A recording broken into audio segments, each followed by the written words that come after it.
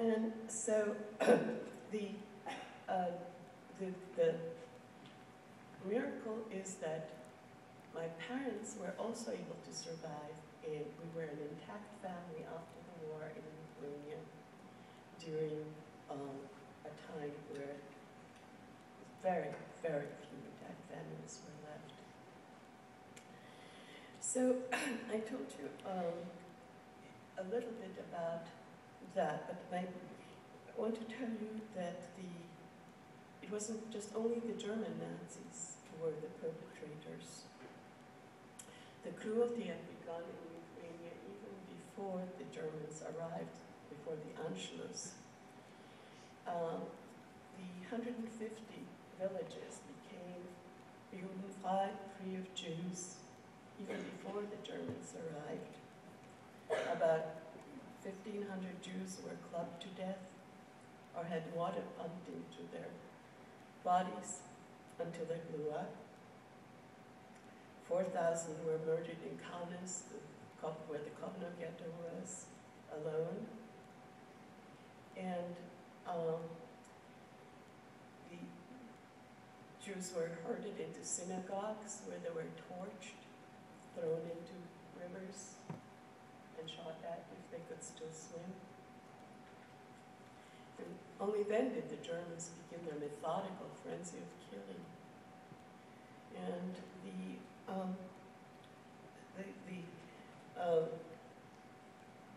population, there was no place to run because the Nazis were welcomed in Lithuania after the Russians left, because Lithuania is really sort of a seesaw. They're always being occupied somehow by either the Russians or the Germans, and before that the Swedes and the Poles. And although Lithuania actually ruled most of Europe from where they are now, which is the largest of the 3 Baltic states, all the way to the Black Sea. And the Emperor of Russia once decided to make their seat in Lithuania because he thought Lithuania was the most cultured place in all of his hauntings. So I just ask a show of hands if any of your lives have been touched by the Holocaust. Oh, there have been some. Even on the Cape. Okay. So you know that it was a time that is unparalleled because the Holocaust is here as a symbol now, as a beacon of what should not be. And you need to remember to use it as such because so few have learned from that. And each and every one of you could carry the message so that we will have a better world if the message of hope is heard, that it doesn't have to be like this, it can be better. It has to be better because it isn't working this way. So, I was out because the elderly and the infirm were the first to be killed. They were dispensable. My parents had heard that the Germans were sucking out blood from children to be sent to the German front for soldiers, and then the half-alive bodies of the children were tossed, discarded, and they didn't want to take that chance with me. And they were also able to escape. My father was helped to escape by a German who did not believe that what the Germans were doing was right. He actually brought him with a truck out of the ghetto and into hiding to another place, into another ghetto, which was not a killing ground, but from where they took people out of the killing ground. And there he was able to go into the forest where he became a resistance fighter, a partisan. Some of you might have seen the movie Defiance. That's the kind of life that the partisans had. It was a grueling life, but he didn't want to go to slaughter willingly, and he wanted to defend his people. And he was in the forest for the rest of the war, minding his back, because it said that if he was fighting with a group where the Poles or the Lithuanians were behind him. He had to be careful that a purposely stray bullet wouldn't hit him in the back.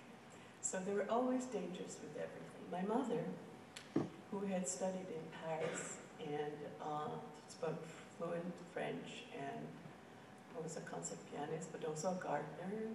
She loved gardening and horticulture. And so she walked out with a brigade and ran off and hid herself and went to France and who took her in. And then she assumed the identity of a French woman whose husband had been killed in the war and was able to get jobs and sustain herself. I was hidden in orphanages where a priest would help me, a nun would denounce me. I had my head shaven completely because of lice and frostbites and all kinds of deprivation. I had about 9 rescuers. One was my main one, whom I adored. She was on a farm and I was able to tend her flock and pick apples and not be hungry. And she became my main rescuer and I called Mama.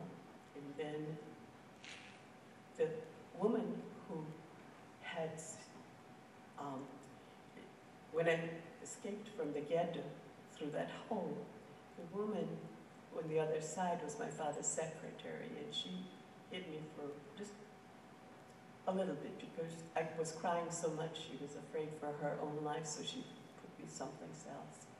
But the story was that I was her bastard daughter and that I had to call her Mama too.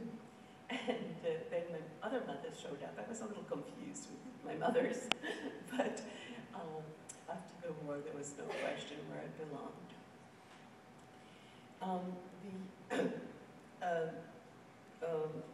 The end of the war was rather dramatic because then I had to go back and had to reconcile myself that everything, all the horrors of the past were finished and I could start a new life and a new identity. But I had had a false name, a false religion. I had been baptized Catholic and I almost became a nun actually. I was so religious. And then I came back to my Jewish parents and my mother became the concertmaster of the Lithuanian opera, so that was the good part because I could sit in the theater and listen to wonderful music all the time. And the part that was a little scary was that I had not really had any education. So consider yourself fortunate that you can continue your education without interruption. But here I was like 10 years old, and I was an avid, I was reading already when I was 4 years old. I was very precocious in some ways. So that part was done, but I never went to formal schooling basically until I left Lithuania.